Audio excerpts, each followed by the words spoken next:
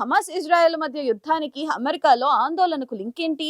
అక్కడ యుద్ధంలో పౌరుల ప్రాణాలు కోల్పోతుంటే అమెరికా యూనివర్సిటీ విద్యార్థులను ఎందుకు అరెస్ట్ చేస్తున్నారు? క్లాసులను బహిష్కరించి మరీ విద్యార్థులు ఎందుకు నిరసన ప్రదర్శనలో పాల్గొంటున్నారు? Let's watch the story.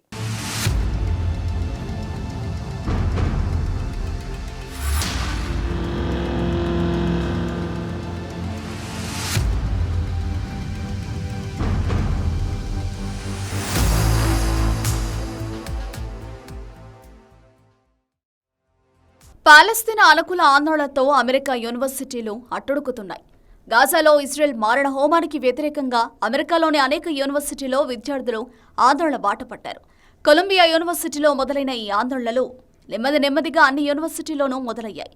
పాలస్తీనాకు మద్దతుగా కొలంబియా యూనివర్సిటీలో ఆందోళన చేస్తున్న విద్యార్థులను అరెస్టు చేయడంతో ఈ ఆందోళనలు దేశవ్యాప్తంగా జరుగుతున్నాయి.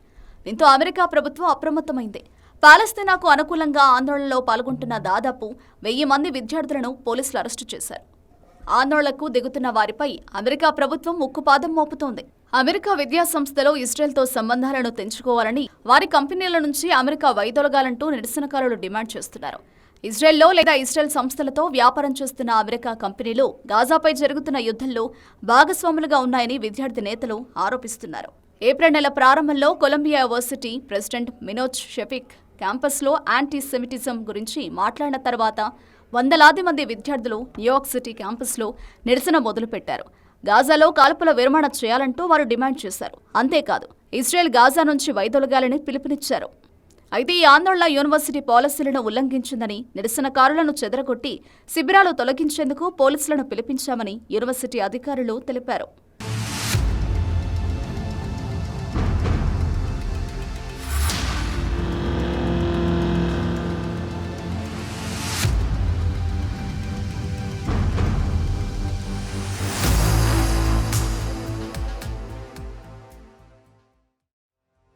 కొలంబియా యూనివర్సిటీలో నిబంధనలు అతిక్రమించారంటూ విద్యార్థులను పోలీసులు అరెస్టు చేశారు.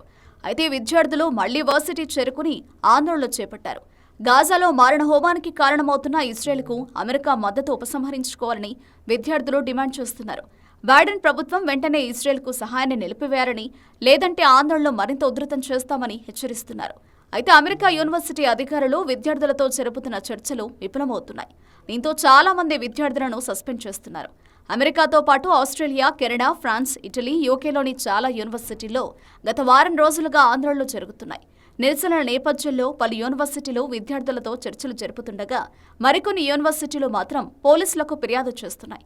గత వారం రోజుల్లోనే దాదాపు 1000 మందికి పైగా విద్యార్థులు అరెస్టయ్యారు. అనేక క్యాంపస్లలోని యూదు విద్యార్థులు తమకు అసౌకర్యంగా, భయంగా అనిపిస్తోందంటూ ఆందోళన వ్యక్తం చేస్తున్నారు. ఇజ్రాయెల్కు వ్యతిరేకంగా బహిష్కరణ, ఉపసంహరణ, ఆంక్షల ఉద్యమానికి మద్దతివ్వాలని పాలస్తీనా అనుకూల క్యాంపస్ గ్రూపులు సంవత్సరాలుగా పిలుపునిస్తున్నాయి. మరోవైపు పలు యూనివర్సిటీల్లో ఇజ్రాయెల్, పాలస్తీనాకు చెందిన విద్యార్థుల మధ్య గొడవలు జరుగుతున్నాయి.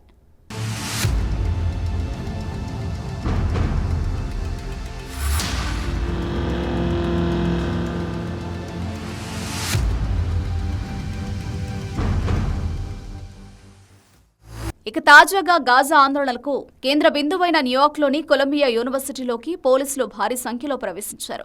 300 మందికి పైగా నిరసనకారులను అరెస్టు చేశారు. గాజాలో తక్షణ కాల్పుల విరమణ కోరుతూ పాలస్తీనియన్లకు మద్దతుగా విద్యార్థులు ఆందోళనలు చేస్తున్న నేపథ్యంలో యూనివర్సిటీ అధికారులు, విద్యార్థుల మధ్య జరుగుతున్న చర్చలు విఫలమయ్యాయి. దీంతో యూనివర్సిటీలోకి పోలీసులు ప్రవేశించేందుకు అధికారులు అనుమతిచ్చారు. విద్యార్థుల నియంత్రణలో ఉన్న హామిల్టన్ హాల్లోకి పోలీసులు ప్రవేశించి నిరసనకారులను తరిమేశారు.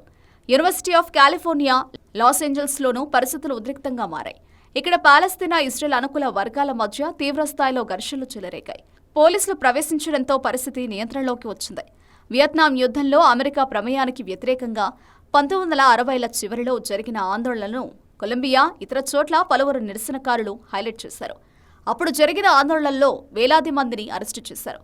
పోలీసులతో హింసాత్మక ఘర్షణలు జరిగాయి.